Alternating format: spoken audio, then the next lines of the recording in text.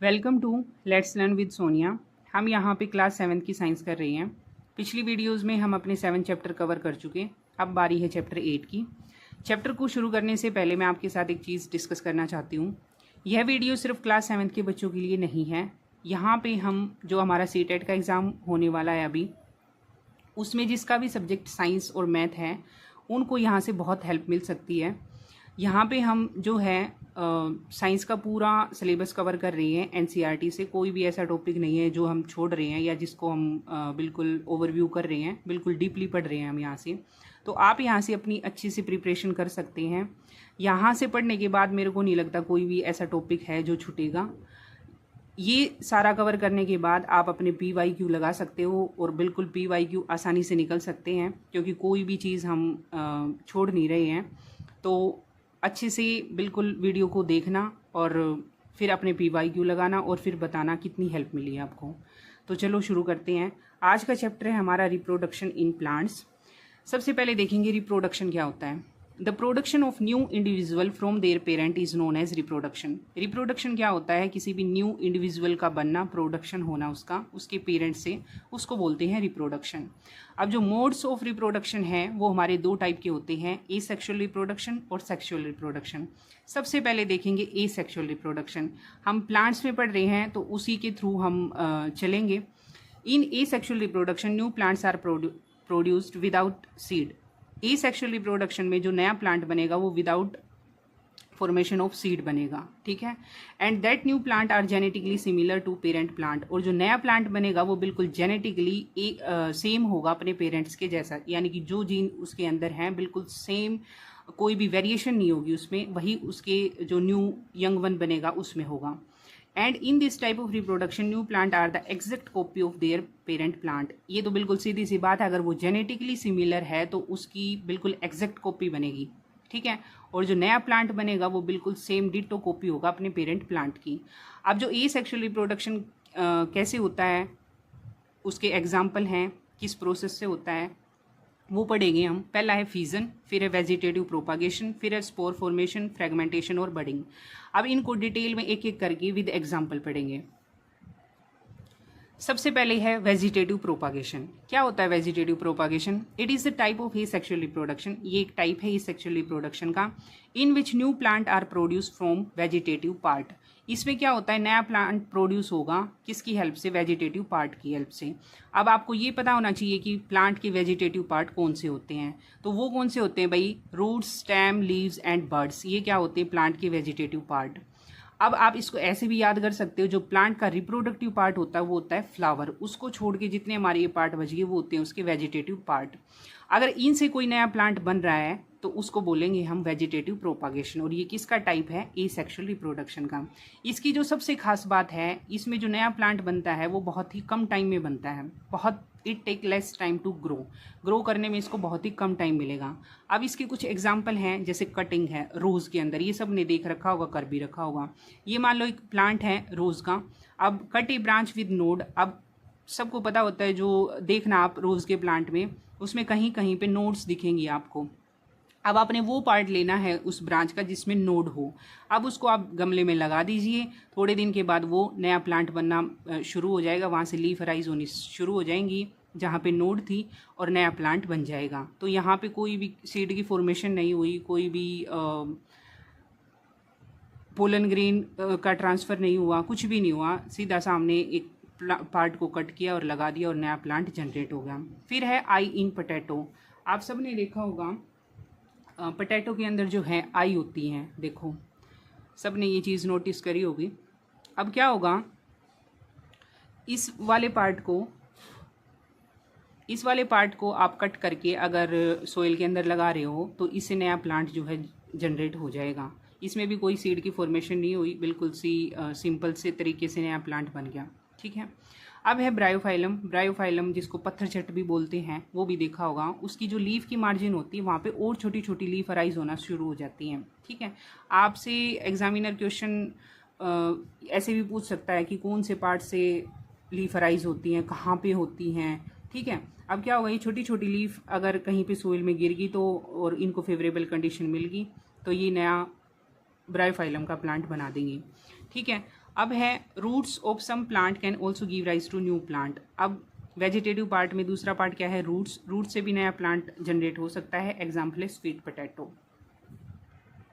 अब है बडिंग इन ईस्ट, ये भी एक एसेक्सुअल रिप्रोडक्शन होता है ईस्ट के अंदर भी। इसमें क्या होगा, the small bulb like projection coming out from yeast cell is called bud. ये एक ईस्ट सेल है, इसमें से एक स्मॉल बल्ब लाइक स्ट्रक्चर जो है बाहर की तरफ उभरना स्टार्ट हो जाएगा, इसी को हम बड भी बोलते हैं। The bud gradually grow and get detach from the parent cell. अब क्या करेगी, ये जो बड होगी वो धीरे धीरे ग्रो करेगी और अपनी जब ये पूरी फुली डेवलप हो जाएगी वो पेरेंट बॉडी से डी अटैच हो जाएगी and forms a new yeast cell, और उसी से क्या है बहुत सारी ईस्ट सेल जो हैं बन सकती हैं। A large number of yeast cell are produced in a short time. हमने पहले भी पढ़ा था, जो एसेक्सुअल रिप्रोडक्शन होता है उसमें नया जो भी इंडिविजुअल बनता है बहुत कम टाइम लेता है बनने में। फिर है फ्रेगमेंटेशन। फ्रेगमेंटेशन हम जो एग्जाम्पल पढ़ेंगे वो एल्गा का। आपने अपने आसपास पॉन्ड्स में, रिवर में देखा होगा, एक ग्रीन कलर के पैचेस होते हैं जो पूरे उस एरिया को कवर कर रहे होते हैं, वो एल्गा होती हैं। उसमें फ्रेगमेंटेशन के थ्रू रिप्रोडक्शन होता है। एल्गा ब्रेक्स अप इनटू 2 और मोर फ्रेगमेंट। क्या होगा, इसमें एक एल्गा जो है 2 पार्ट में मान लो यहाँ पे ब्रेक हो गई, फ्रेगमेंट्स बन गए उसके। दीज फ्रेगमेंट्स और pieces grow into new individual, और ये जितने में भी ये ब्रेक की है ना, फ्रेगमेंट बने हैं, उनसे नई एल्गा बन जाएगी। These process continuous and they cover a large area in short period of time. ये चलता रहता है इनके अंदर, और शॉर्ट पीरियड ऑफ टाइम में बहुत ज़्यादा एरिया को जो है कवर कर लेते हैं। फिर है स्पोर फॉर्मेशन। स्पोर फॉर्मेशन में क्या होता है, spore are asexual reproductive bodies. ये भी क्या है, एसेक्सुअल रिप्रोडक्टिव बॉडीज हैं। Each spore is covered by a hard protective coat to withstand unfavourable condition such as high temperature and low humidity. जो स्पोर होते हैं वो उनके ऊपर एक कोटिंग होती है, हाई प्रोटेक्टिव कोटिंग, जो उनको अनफेवरेबल कंडीशन में भी विद स्टैंड करने में हेल्प करती है, सर्वाइव कर पाते हैं वो। They can survive for a long time. इसी कारण जो उनके ऊपर हाई कोटिंग, हाई कवर हो रखा है, उनके ऊपर कोटिंग है, कोट जो है प्रोटेक्टिव कोट, उससे हेल्प मिलती है इनको, ये लंबे टाइम तक सर्वाइव कर सकते हैं अनफेवरेबल कंडीशन के अंदर भी। अब है, जब इनको फेवरेबल कंडीशन मिलेगी तो ये ग्रो करना स्टार्ट कर देंगे। एंड एग्जाम्पल इनके मोस और फंस। एग्जाम्पल बहुत ज़रूरी हैं, एग्जाम्पल के थ्रू भी पेपर में आता है कि भाई स्पोर फॉर्मेशन किस किस में होती है, किस प्लांट में होती है। अब इसमें अगर आप माइक्रोस्कोप के अंदर देखो तो क्या होता है, यहाँ पे स्पोरेंजियम के अंदर स्पोर बनते हैं और ये रिलीज हो जाते हैं मैच्योर होने के बाद, और ये जब तक इनको फेवरेबल कंडीशन नहीं मिलती, ऐसे ही ये आसपास हमारे एनवायरनमेंट में होते हैं। जैसे ही कंडीशन मिली इनको अच्छी वाली तो ये ग्रो करना स्टार्ट कर देते हैं।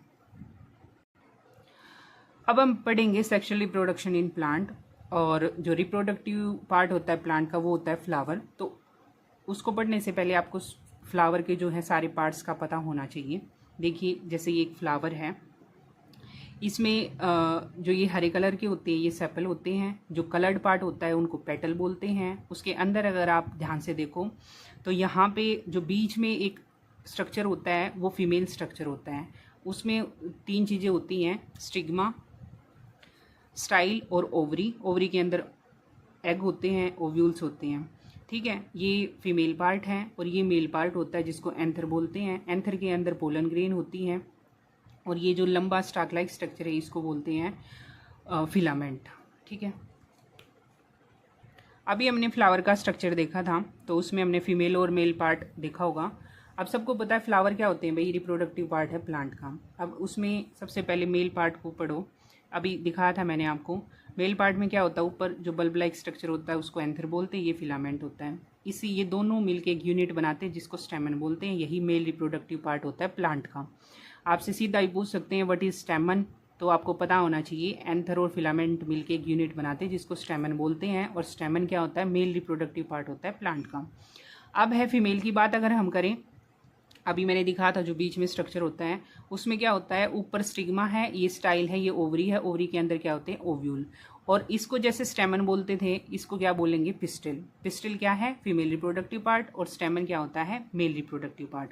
अब सेक्सुअल रिप्रोडक्शन पढ़ने से पहले आपको कुछ इंपॉर्टेंट टर्म्स का पता होना चाहिए, वो बहुत ज़रूरी है। अगर ये आ गई तो वो बहुत ईजी है आपके लिए पढ़ना, और अगर इनमें कन्फ्यूज़न है तो उसमें बहुत मुश्किल आती है पढ़ने में। तो सबसे पहले हम पढ़ेंगे यूनिसेक्सुअल फ्लावर। यूनिसेक्सुअल फ्लावर का क्या मतलब होता है, ये flower which contain either only pistil और only stamen. Unisexual, uni means one, ऐसा फ्लावर जिसमें या तो आपको मेल पार्ट मिलेगा या फीमेल पार्ट मिलेगा, दोनों नहीं मिलेंगे, ठीक है।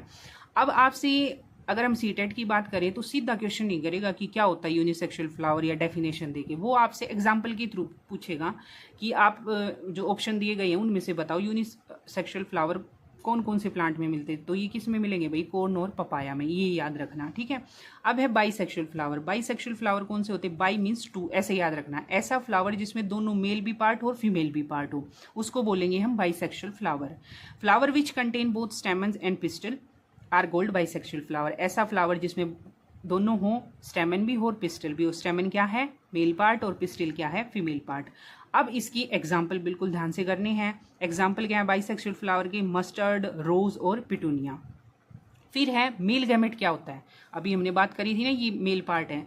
Anther contain pollen grain which produce male gamete.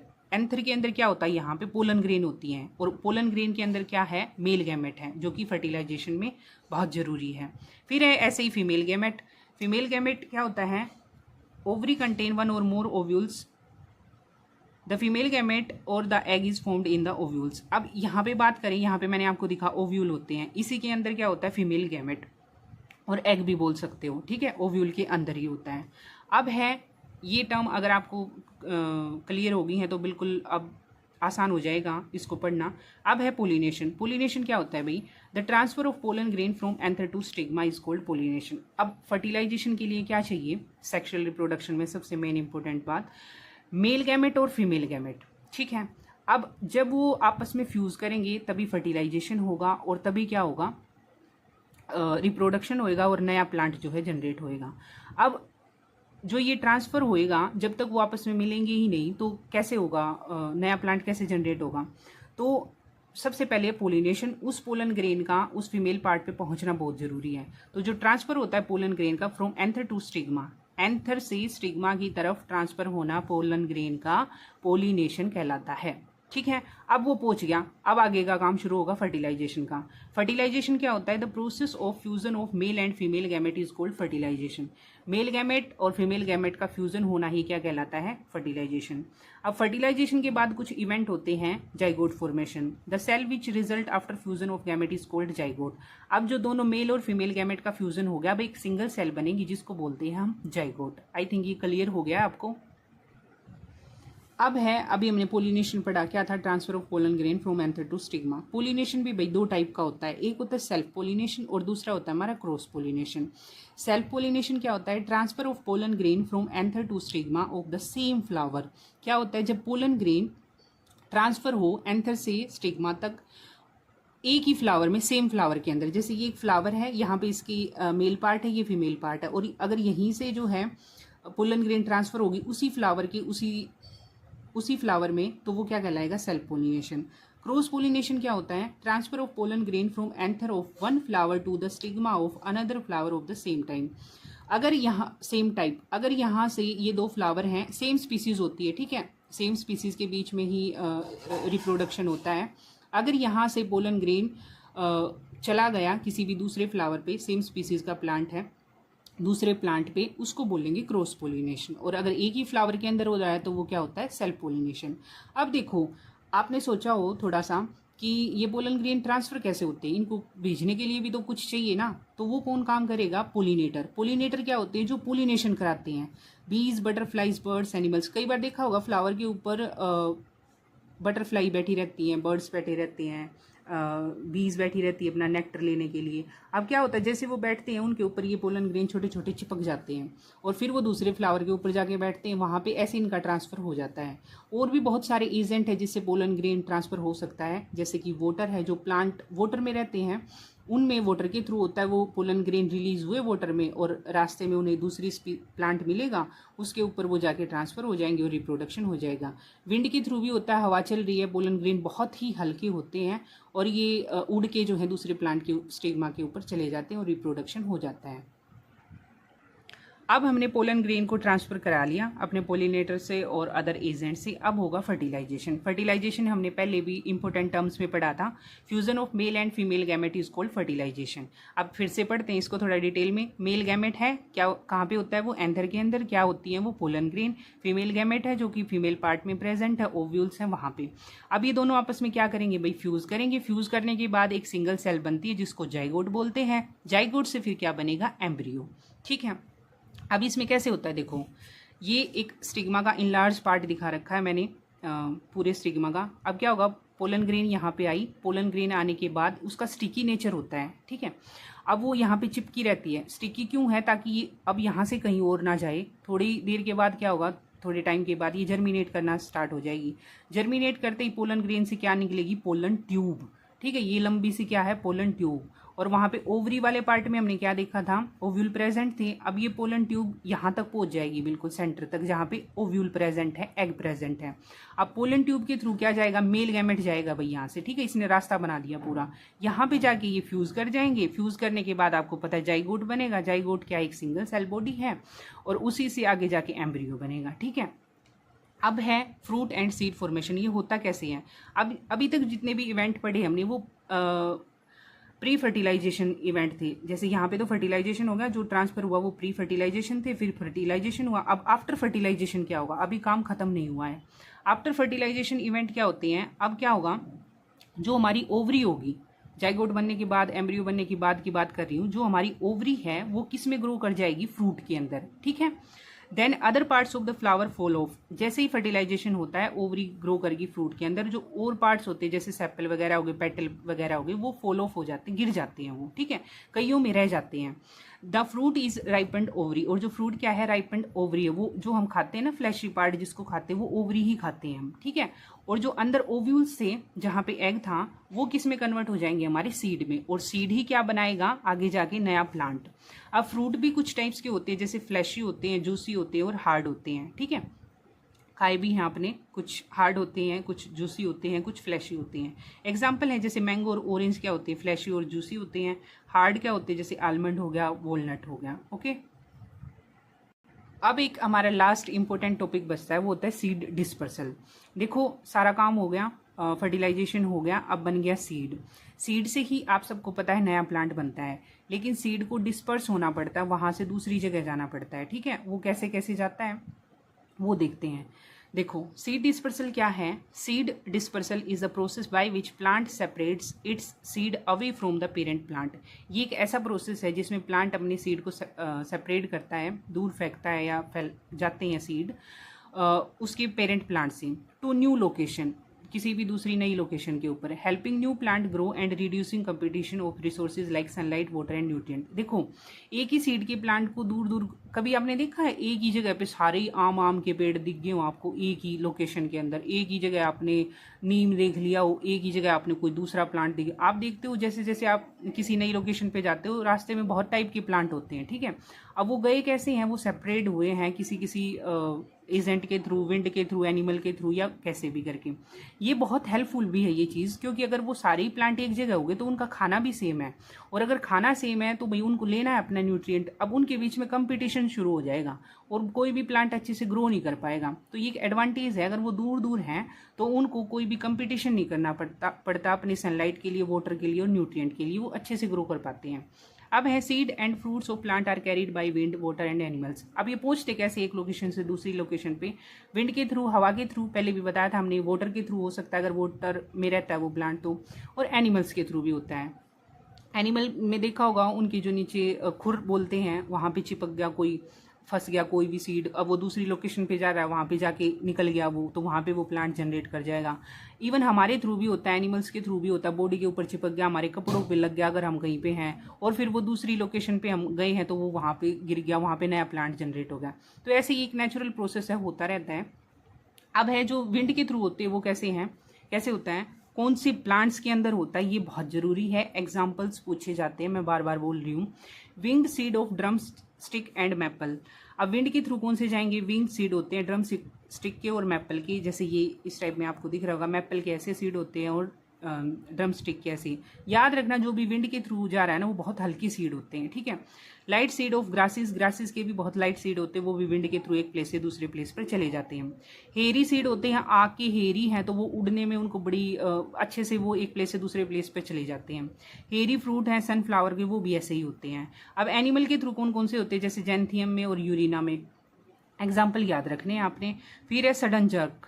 Castor and balsam में क्या होता है भाई, व्हेन फ्रूट ब्रस्ट, जब फ्रूट ब्रस्ट होता है एकदम से खुलता है तो सडन जर्क के साथ खुलता है और सीड एकदम से स्कैटर्ड हो जाते हैं और प्लांट से बहुत ही दूर, मतलब दूर जाके गिरते हैं वो। ये यहाँ पे डायग्राम बना रखे हैं, जैसे फ्रूट ऑफ सनफ्लावर, ये आग का है, ये मैपल का है और ये ड्रम स्टिक का है। आई होप आपको सारा समझ में आ गया होगा। मिलते हैं नेक्स्ट वीडियो में।